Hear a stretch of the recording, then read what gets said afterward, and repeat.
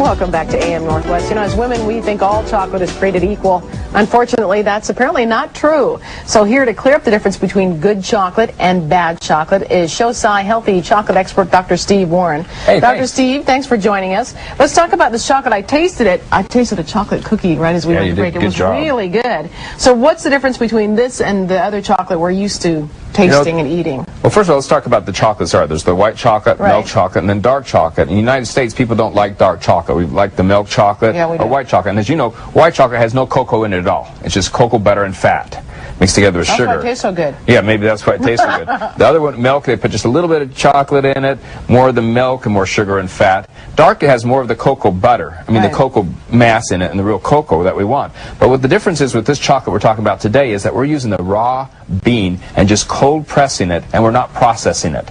A lot of the processing, called alkalization or Dutching, takes all the nutrients out of the cocoa beans. And for centuries, chocolate was used as a medicine until the Dutch started Dutching it and processing it. And then they started adding sugars and fat, and then we have today's candy, so everybody thinks that chocolate is a candy.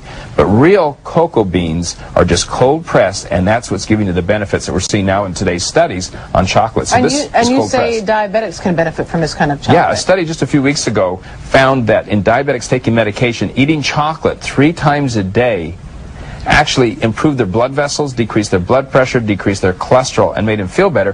They found that chocolate makes the insulin work better in diabetics. So here we're having chocolate for diabetics, which is, unheard of. Oh, absolutely. Now, what do you have here? What did you bring with you today? Well, we brought a couple things today. One was these X-Power squares, which is a little teeny square of this pure chocolate with the number of flavonoids that you need. We're finding that you need around 900 to 1,000 milligrams of flavonoids in your diet a day to get the benefits, the health benefits we're talking about. And so eating 3 of these little squares a day actually gives you that number of flavonoids. It's going to give you the, the health with your blood pressure, help with your cholesterol, and also dental health. It even improves your teeth. Does it help you lose weight? Because that's always my big question. It is. Help you lose weight. That's the key thing, isn't it? Can you believe chocolate make you lose weight? No, I don't believe you, Dr. Steve. You need to try it. Okay. This is your goal. So you're going to see you skinnier next time we see you because you're going to eat chocolate. All right. But actually, pure chocolate actually decreases your appetite. It increases your energy, so you want to exercise more. It decreases the inflammation, so you're not hurting so much.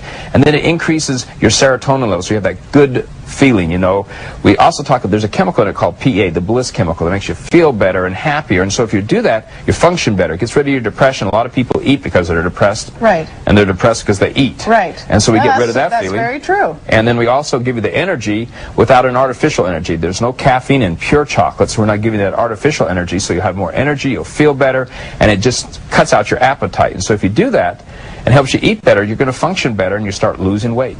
Okay, I know there's some numbers on the boxes and on the wrappers. What do those numbers mean? The numbers, there's 2 different values that we're putting on these, and one is the ORAC value. And ORAC is a test the government decided to do several years ago to determine whether something's very high or very low as an antioxidant. And an antioxidant is basically a chemical that neutralizes free radical damage in our body. And the government's done some testing and found that dark chocolate is the highest antioxidant food on the planet. And we wouldn't believe that before, but that's what the testing said. It's the highest antioxidant food. So we have that value on here for the ORAC value, saying it's a very high antioxidant. Then we're putting the number of flavonoids out, because there's a lot of people in the world now that are putting out dark chocolate. M&M's dark chocolate. It's not good for you, so you have to have the number of flavonoids. So we're putting the number of flavonoids out. Just Lancet magazine a week ago came out and said, chocolate's not good for you if you're eating the candy, because it only has 100 milligrams of flavonoid and you're not getting any benefit. You at least need 900 milligrams of chocolate or this flavonoids in your diet to get the health benefits we're talking about with your blood pressure, your cholesterol, with depression, with your teeth.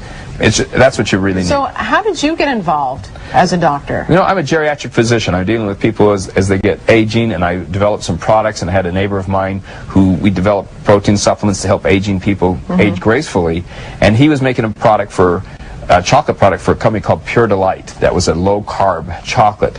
And as the low-carb fad sort of went out, they sort of switched over and realized that their #1 selling bar was dark chocolate. Oh. I mean, the cardiologists were giving out, people were ordering that more than anything else, and so they figured there was something there. We did the research and found out all the benefits of dark chocolate, so we went in that direction. So I still am a geriatric physician, but I'm pushing chocolate to make people age better. Well, I'm going to try the chocolate before each meal, see what happens next time I see you. So it's Shosai chocolate. Shosai chocolate.